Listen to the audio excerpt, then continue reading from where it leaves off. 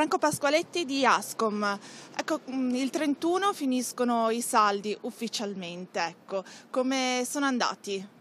Beh, con luci e ombre, più ombre forse che luci, perché la formula dei saldi comincia a essere un po' obsoleta. Noi l'abbiamo già dichiarato anche prima dell'inizio dei saldi.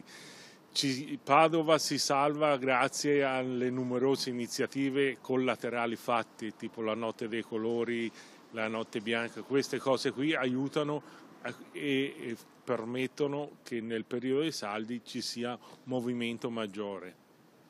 Però hanno ancora senso, secondo lei, questi periodi di saldi quando i negozi alla fine contattano tramite cellulare, SMS, insomma, i propri clienti, tramite anche i social network, invitandoli a sconti anche durante gli altri periodi dell'anno?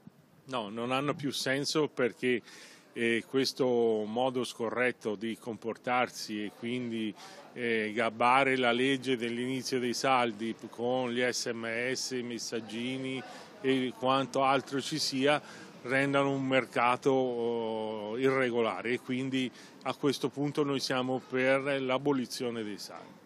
E cosa manca secondo lei? Leggi ad hoc oppure controlli più pressanti da parte delle forze dell'ordine e di chi è adibito a questo? Occorrerebbe controlli più pressanti, ma occorrerebbe un comportamento più idoneo dei nostri colleghi. Però questo parte sempre dalla grande distribuzione, questi metodi, che vogliono sempre mangiare l'uovo prima della gallina e quindi usano questi metodi per anticipare i saldi perché loro con una vasta gamma di articoli che propongono vanno in promozione, non sono più saldi ma vanno in promozione a seconda degli articoli.